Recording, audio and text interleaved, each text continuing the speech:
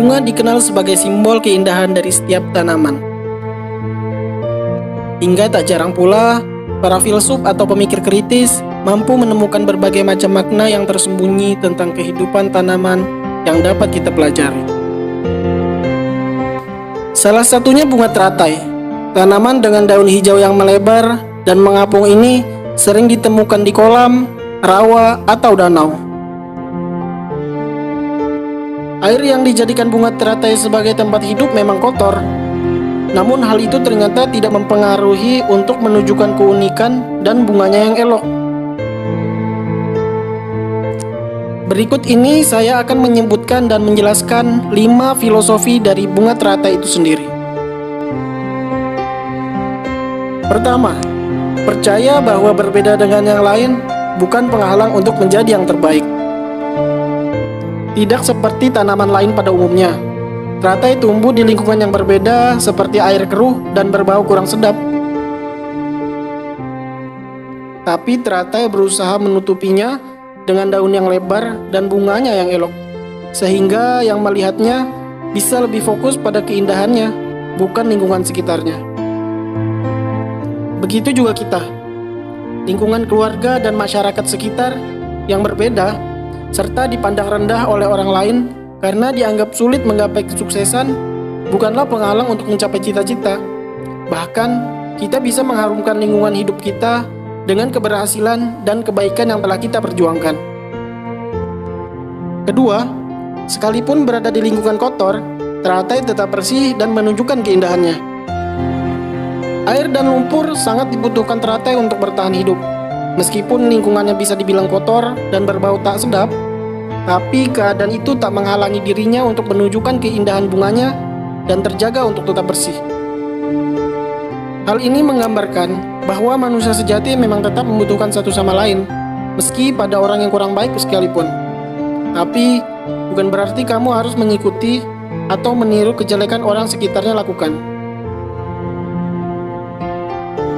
Ketiga, semakin banyak hinaan dan ocehan orang lain kepada kita, semakin banyak peluang kita untuk sukses. Teratai juga mempunyai ciri khas yang membedakan dirinya dari bunga lain, yaitu semakin kotor lingkungan tempat bunga teratai hidup, maka semakin tinggi kualitas bunga yang tumbuh. Secara tidak langsung, teratai mengajari kita untuk menjadikan hinaan dan respon negatif orang lain tentang kita sebagai motivasi dan alasan untuk pantang menyerah menggapai mimpi, bukan justru menjadikannya beban hingga bikin kita minder dan putus asa. Keempat, berbuat baik tanpa mengharap balasan akan mendapat imbalan yang lebih indah. Sama seperti bunga matahari, teratai banyak memberi manfaat pada makhluk lain, misalnya melindungi ikan dari teriknya matahari, menjadikan daunnya untuk tempat serangga yang hinggap, serta katak untuk melompat, dan sebagainya. Padahal yang ia bisa lihat sepanjang hari hanyalah tempat hidup yang kotor. Karena perbuatannya yang selalu memberi bantuan, maka teratai memiliki bunga yang indah dan dijadikan sebagai bunga yang sangat berharga oleh sekelompok manusia. Adalah bentuk imbalan bagi teratai yang menakjubkan. Yang kelima, hidupnya yang sangat singkat mengingatkan bahwa hidup kita di dunia hanya sesaat.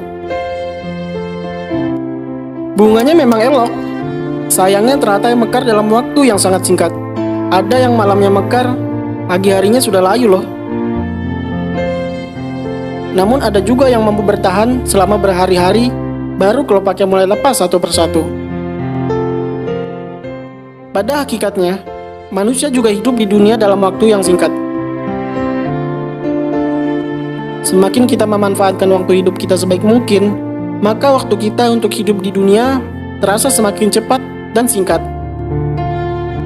Hanyalah kehidupan akhirat yang sangat kekal.